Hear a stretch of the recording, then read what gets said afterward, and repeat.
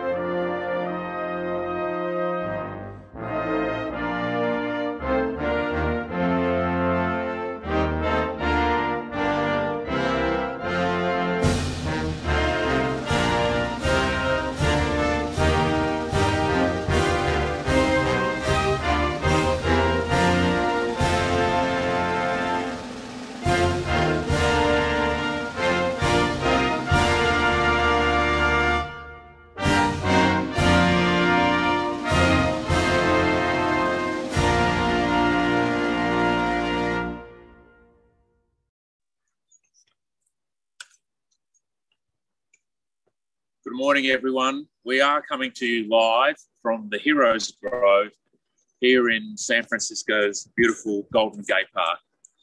My name's Nick Nichols. I'm the Consul General for Australia, based here in San Francisco.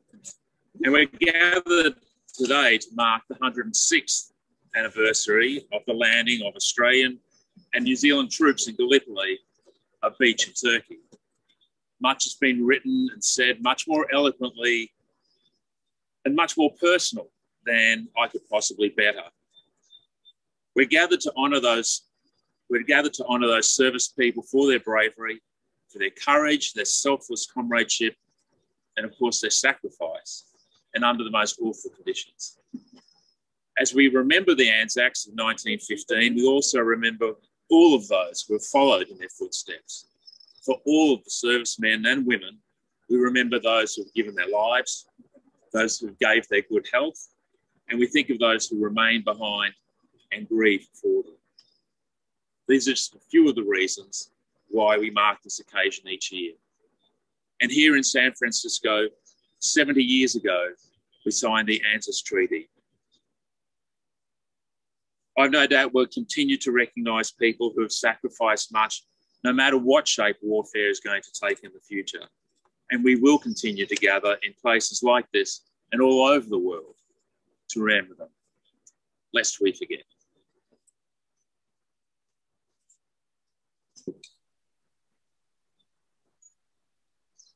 Good morning. My name is Anthony Moss, and I'm the Army Consul for New Zealand. This is In Flanders Fields by John McRae. In Flanders Fields, the poppies blow. Between the crosses, row on row, that mark our place. And in the sky, the larks, still bravely singing, fly, scarce heard amid the guns below. We are the dead.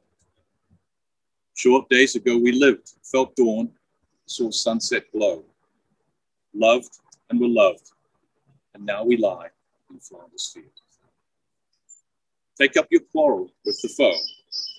To you, from failing hands, we throw the torch, be yours to hold it high.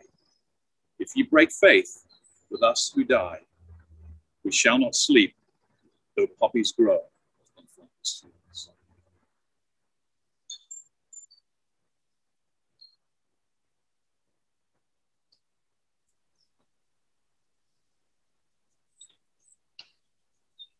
Afternoon.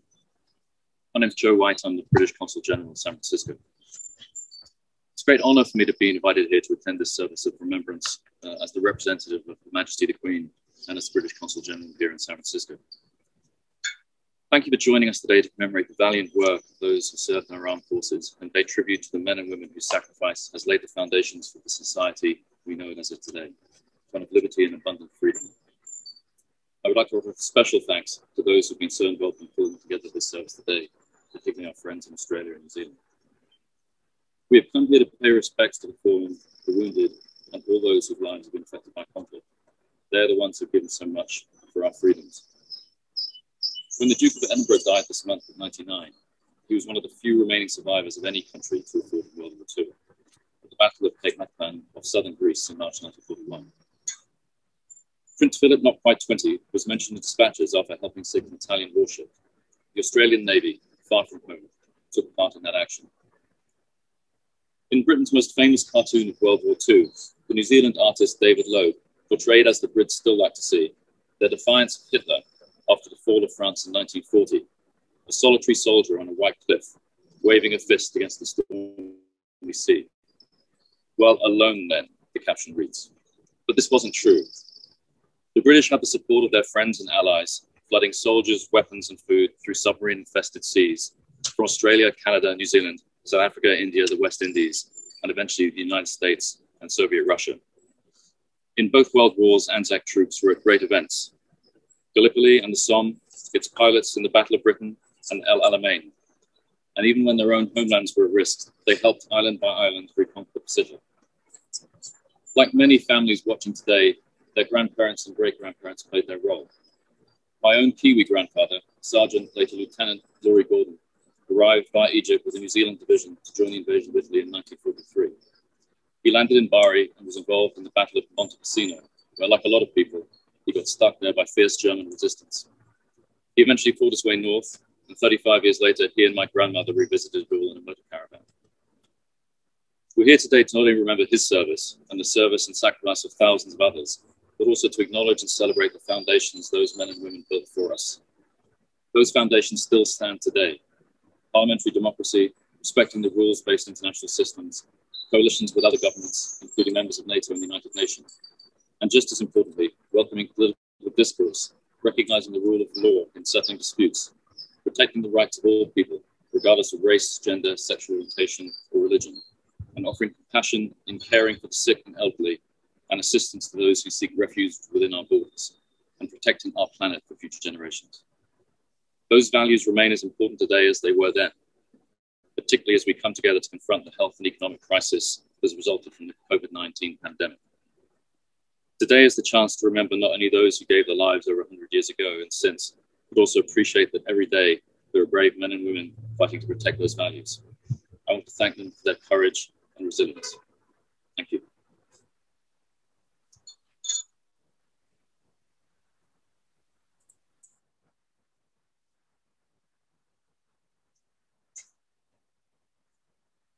Good morning.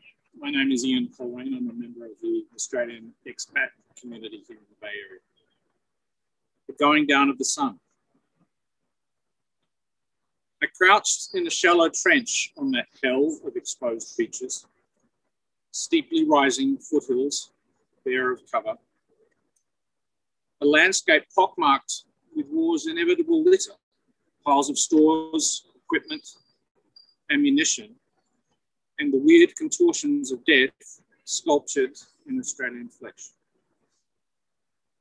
I saw the going down of the sun on that first ANZAC day, the chaotic maelstrom of Australia's flooding. I fought in the frozen mud of the Somme, destroyer floating on the sea. I fought on the perimeter at Tobruk, crashed in the flaming wreckage of a fighter in New Guinea, lived with the damned in the place cursed with the name Changi. I was your mate, the kid across the street, the med student at graduation, the mechanic in the corner garage, the baker who bought you bread, the gardener who cut your lawn, the clerk who sent your phone bill. I was an army private, a naval commander, an Air Force bombardier. No man knows me. No name marks my tomb.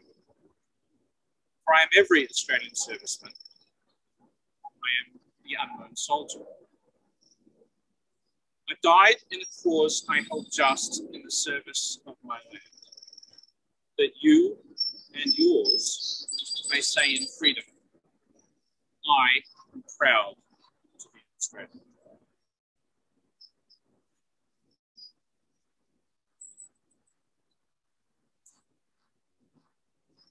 Good morning. My name is Burak Bakan, and I'll be reading Atatürk's remarks. I'm a member of the Turkish American community.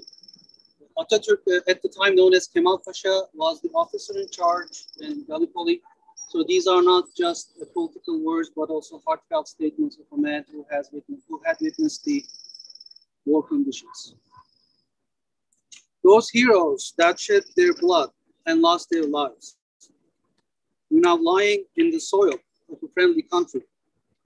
Therefore, rest in peace. There is no difference between the Johnnies and Mehmets to us, where they lie side by side here in this country of ours. You, the mothers who sent their sons from faraway countries, wipe away your tears. Your sons are now lying in our bosom and are in peace. After having lost their lives on this land, they have become our sons as well.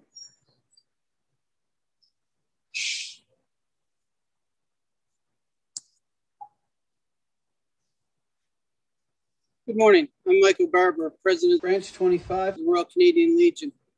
They shall not grow old as we that are left grow old.